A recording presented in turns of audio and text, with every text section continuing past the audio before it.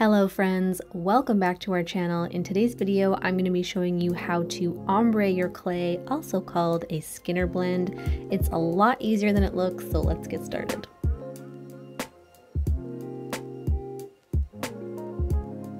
We're going real easy with two colors. I've got blue and green here, and I'm just going to roll out two strips and then lay them side by side, just slightly overlapping.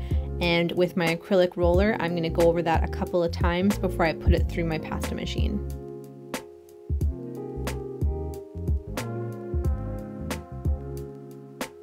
Before I run that through, I'm folding it in half, and I want to try and line up that seam going through the middle as best I can.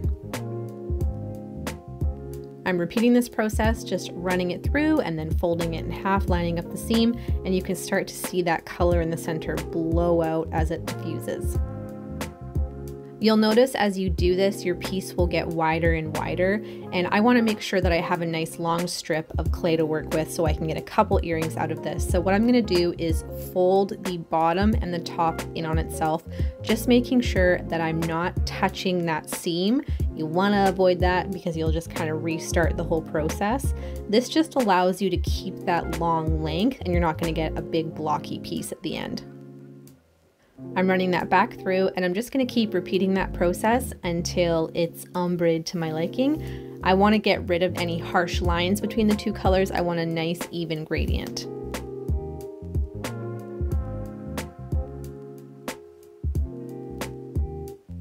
Once you're comfortable with that process, we're going to kick it up a notch. I've got three colors here, and I'm doing the same thing, just laying down my strips and overlapping them slightly.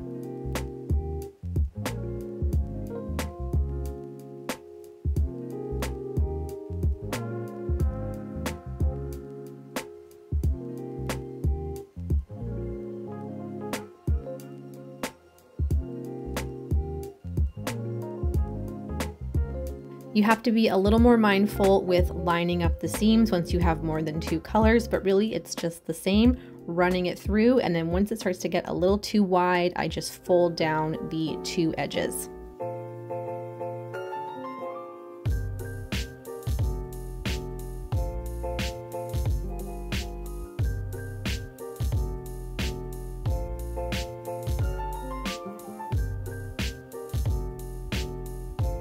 When you're really confident, you can add even more colors. Once you start getting above like 4, 5, 6, you want to make sure you're not using very thick strips of color because you're going to have a trickier time running it through your machine. I tried to keep mine fairly skinny, but again, same process, just lining up the seams as best I can and running it through.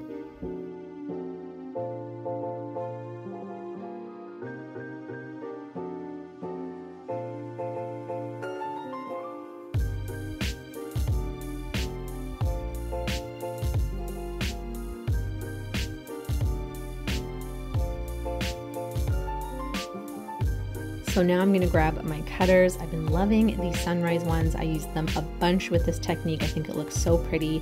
And just to show off, you know, my gradient and get the most out of it, I'm just kind of aiming right for the middle in each cutter.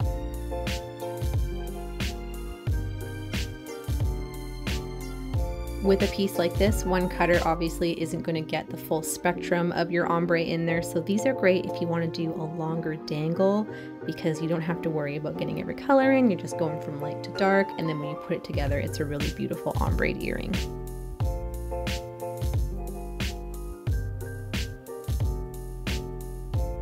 I baked off my pieces according to the package directions, and you can see I did some really cute little chameleon earrings with that green and blue, and I'm just going to clean up each piece using my Dremel and my buffer head.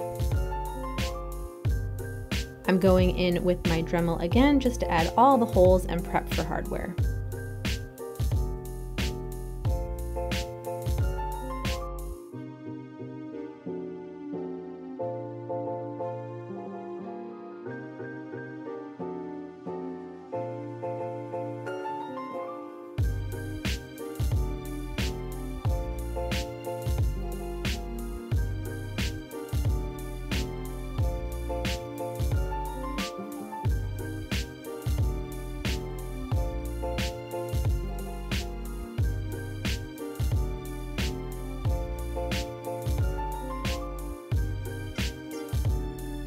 And here they are all finished.